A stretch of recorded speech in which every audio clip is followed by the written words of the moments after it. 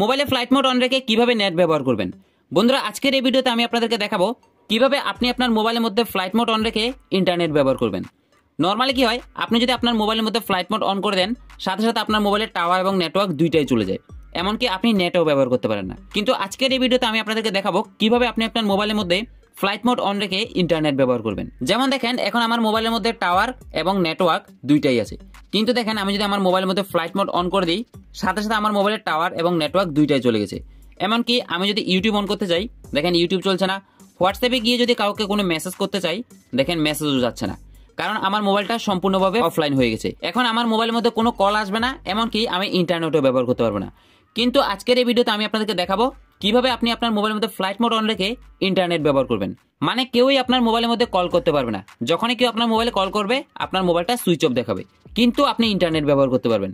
মানে ধরে নেন আপনি এখন ইউটিউব দেখছেন, আপনি ইন্টারনেট ব্যবহার করছেন, ঠিক সেই সময় আপনাকে কেউ কল করতে পারবে না। যখনই কেউ কল করবে, আপনার মোবাইলটা সুইচ অফ দেখাবে। সো এই গোপন সেটিংসটা অন করার জন্য সবার প্রথমে আপনি কি করবেন, আপনার মোবাইলের সেটিংসে আসবেন। সেটিংসে আসার পরে উপরে দেখবেন একটা সার্চ বার আছে, এখানে আপনি টাইপ করবেন কল ফরওয়ার্ডিং। কল ফরওয়ার্ডিং লিখে সার্চ করার পর দেখবেন কল ফরওয়ার্ডিং এরকম একটা সেটিংস আসবে, এখানে আপনি ক্লিক করবেন। ক্লিক করার পরে একেবারে নিচে আবার দেখবেন কল ফরওয়ার্ডিং, এখানে ক্লিক করবেন। ক্লিক করার পরে একেবারে উপরে একটা অপশন দেখতে পাচ্ছেন অলওয়েজ ফরওয়ার্ড, জাস্ট এই লেখাটার মধ্যে ক্লিক করবেন। এখন আপনার সামনে ঠিক এরকম একটা পেজ চলে আসবে। এখন আপনাদের অনেকের একটা সমস্যা হতে পারে, সেটিংসে এসে আপনারা কল ফরওয়ার্ডিং সেটিংসটা নাও খুঁজে পেতে পারেন। তো যদি আপনি সেটিংসে না পান, তখন আপনি কিভাবে বের করবেন এটাও আমি দেখিয়ে দিচ্ছি। আপনি জাস্ট আপনার মোবাইলে যে ডায়াল প্যাডটা আছে এখানে ক্লিক করবেন। ক্লিক করার পরে উপরে 3 ডট দেখতে পারবেন, এখানে ক্লিক করবেন। তারপরে কল সেটিংস, এখানে ক্লিক করবেন। এরপরে নিচে দেখতে পাচ্ছেন অলওয়েজ ফরওয়ার্ড, এখানে ক্লিক করবেন। ক্লিক করার পরে দেখেন এখানে অলওয়েজ ফরওয়ার্ড, এখানে ক্লিক করার পর সেম আমরা সেটিংসে গিয়ে যেভাবে খুঁজে বের করলাম, মোবাইলের ডায়াল প্যাড থেকেও এই সেটিংসটা খুঁজে বের করতে পেরেছি। তো আমি দুইটা পদ্ধতি দেখালাম, আপনি যেভাবে সম্ভব হয় সেভাবে জাস্ট এই কল ফরওয়ার্ডিং সেটিংসটা আপনার মোবাইলের মধ্যে খুঁজে বের করবেন। এখন এই সেটিংসটা খুঁজে বের করার পরে আপনি কি করবেন, এখানে আপনি এমন একটা নাম্বার ডায়াল করবেন যে নাম্বারটা সবসময় সুইচ অফ থাকে। দেখেন আপনি এখন যে সিম কার্ডটা ব্যবহার করছেন, এই সিম কার্ডটা ব্যবহার করার আগে আপনি হয়তোবা আরো অনেক সিম কার্ড ব্যবহার করছেন।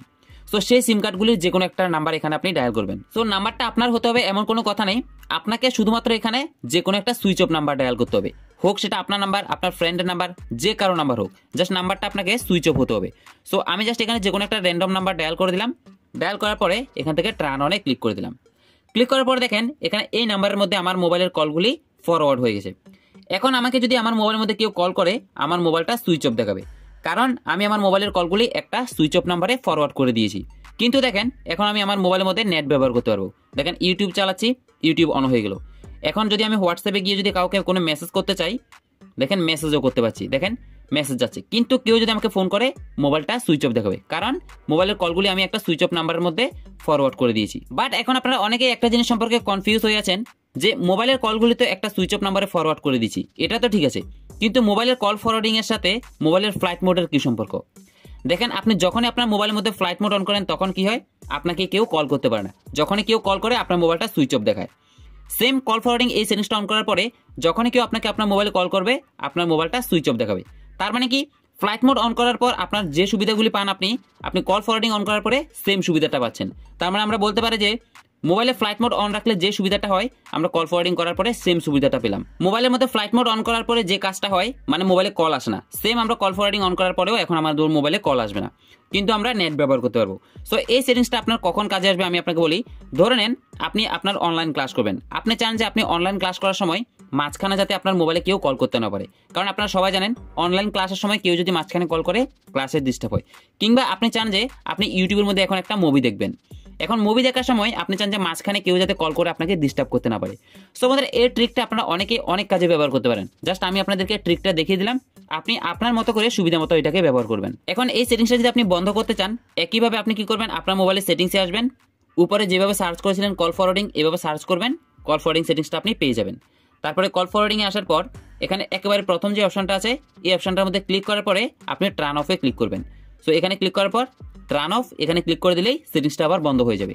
মানে আপনি যখন ধরে নেন আপনার এখন অনলাইন ক্লাস আছে, ক্লাস শুরু হওয়ার আগেই আপনি এই সেটিংসটা অন করে দিবেন। যখন আপনার অনলাইন ক্লাস শেষ হয়ে যাবে, আপনি সেটিংসটা আবার বন্ধ করে দিবেন। তাহলে কি হবে, ক্লাস চলাকালীন সময়ে বা আপনি মুভি দেখার সময় আপনাকে কেউ মাঝখানে কল করতে পারবে না। সো বন্ধুরা, এখন আসলে আপনারা শিখে গেছেন কিভাবে মোবাইলের মধ্যে ফ্লাইট মোড অন রেখে আপনি মোবাইলের মধ্যে ইন্টারনেট ব্যবহার করতে পারবেন। সো এই ট্রিকটা যদি আপনার কাজে আসে, আপনি যদি ভিডিও থেকে নতুন কিছু শিখতে পারেন, ভিডিওতে একটা লাইক করবেন। আপনি যদি আমাদের এই চ্যানেলের ভিডিওগুলো নতুন দেখেন তাহলে এই চ্যানেলটা সাবস্ক্রাইব করে নোটিফিকেশন আইকনে ক্লিক করে রাখেন, কারণ আমরা এই চ্যানেলে এরকম ইন্টারেস্টিং টেকনোলজি সম্পর্কিত ভিডিওগুলি, নতুন নতুন ট্রিকের ভিডিওগুলি প্রতিনিয়তই আপলোড করে থাকি এই চ্যানেলে।